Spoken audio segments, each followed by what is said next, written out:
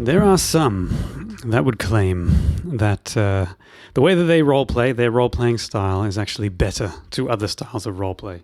By implication, then, this means that the other styles they feel are inferior in some way. If someone had suggested that the way that I had been role-playing, perhaps for many years, perhaps something I even prided myself on, something, perhaps even it was part of my online persona, and that I had even, taken to teaching other people how to role play, and that someone came along and suggested that my way of doing it was somehow wrong, that might feel a bit personal. I try to not let any label that might ever be applied to me in any case become part of my my identity, so that if anyone attacks that label, I won't get offended. But I still went through this experience where you butt up against people who will say that the way that you're doing things are wrong, and then you've got to start to question, well, is there a right way? Is there one way that is better than the others? Hi, my name's Matt. Welcome to the Tomb of Lime.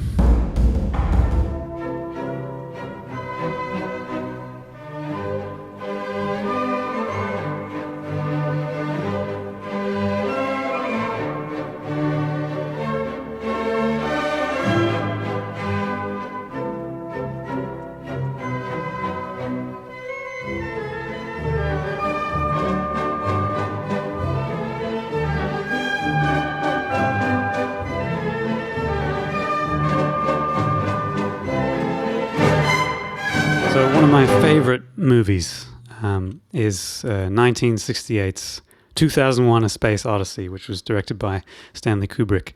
It's not that it was based on a novel. There was a novel written, but it was written at the same time as the movie was being made. Arthur C. Clarke wrote a novelization of the film. He didn't. They're not exactly the same. I think Clarke and Kubrick didn't see eye to eye on everything. Here's the same thing that we just saw. This is Clarke's version of the exact same thing as he wrote it in the novel. The central axis of the space station, with its docking arms extended, was now slowly swimming towards them. Unlike the structure from which it sprang, it was not rotating, or rather, it was running in reverse at a rate which exactly counted the station's own spin. Thus, a visiting spacecraft could be coupled to it for the transfer of personnel or cargo without being whirled disastrously around.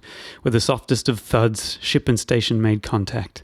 There were metallic scratching noises from outside, then the brief hissing of air as pressures equalized. One of the reasons that I love Kubrick's film is that it's one of the most filmic films that I've ever seen. That might sound kind of redundant, but what I mean is that it's uniquely filmic. It's uniquely cinematic. There's stuff that it does that just doesn't translate into any other medium but cinema. Clarke's prose describe the same thing, but listening to the prose is not the same as watching the film. The film has this sort of sense of rhythm and time and space, and the visuals of it. It's just, there is nothing that is like the experience of watching that film. Some mediums might be closer to others, like the way that comic books lay things out, very similar to the way that they storyboard a film. So there's similarities. There's something unique and special about each medium that if you took that thing away, it would not be that medium anymore. So a key part of Plato's metaphysics is that he had this thing called the doctrine of the forms. The idea was that outside of human consciousness, in the realm of the divine, there was this idealized version of every concept that the physical world takes in. For example, beauty. So when you see something beautiful in the world, it means that it partakes in a little part of the ideal form of beauty. Everything that's beautiful in the world shares a connection with, but imperfectly represents beauty itself. I'm not going to endorse Plato's metaphysics, but it might be a useful way to think when we ask ourselves the question, what is a role-playing game? So one of the perceived sort of strengths or appeal of a hobby like wargaming is that it's got all these disparate aspects to it, like you can write novels full of lore, and you can paint your miniatures and so on. But painting miniatures is not wargaming. In the same way, role-playing games have lots of aspects to them. It has wargaming in it and board gaming and so on, but these things are not roleplay itself. So what is the platonic form of roleplay? What is the one thing that if you got rid of it, it just wouldn't be a role-playing game anymore? What's the one thing that RPGs don't share with the platonic form of these other kinds of games? So roleplay itself, it isn't pushing miniatures around a board. It's not managing a spreadsheet full of math and meta currencies, and it's not even rolling dice. It's not hanging out with your friends and eating pizza and drinking Mountain Dew. It's definitely not, voice acting, and it's definitely not chatting about mechanics. Any of this stuff might be part of the hobby, but RPGs can be done without them. I'd say roleplay is those moments when you're in character, where you're acting for that character, speaking for that character, you're making decisions in the way that character would make them, not for the sake of story or for fun or whatever, but you're immersed in what the character would do, and you to some degree become that character. You're playing a role in a world that you share with the other players. You can role play during a board game if you want, right?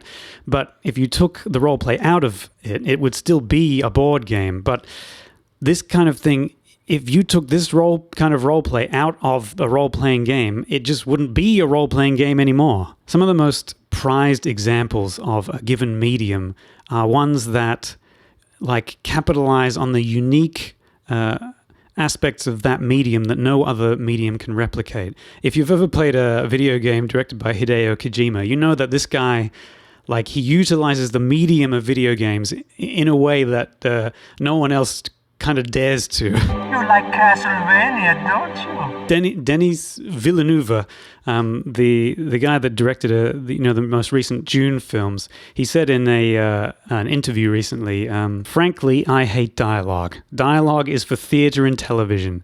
I don't remember movies because of a good line. I remember movies because of a strong image. I'm not interested in dialogue at all. Pure image and sound. That is the power of cinema. One of the reasons I think his films feel, different than a lot of his contemporaries is because he understands what's uniquely filmic about film. His films have more of the essence of what cinema is in them. It's not everything. And, being as close to the sort of pure essence of a medium as possible doesn't necessarily make it better, right?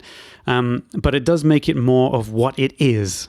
And there is still some kind of virtue in aspiring to that ideal. You could watch an actual play of an RPG that was mostly, pushing tokens around a battle map, a board game. You could say that it was the better session than an actual play that was entirely in-character roleplay.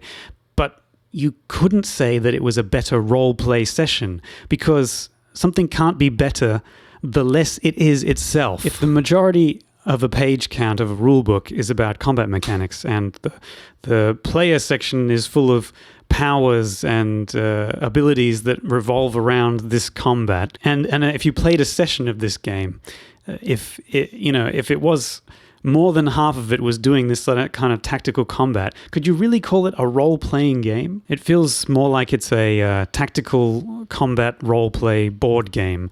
It's like a hybrid.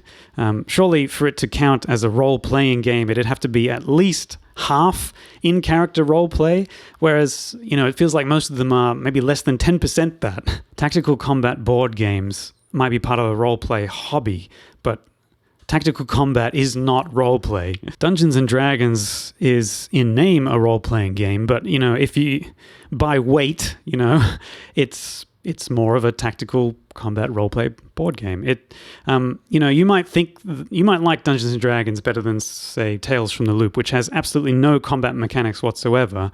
But that might just mean that you actually like tactical combat board games more than you like strict role-playing games. That's fine.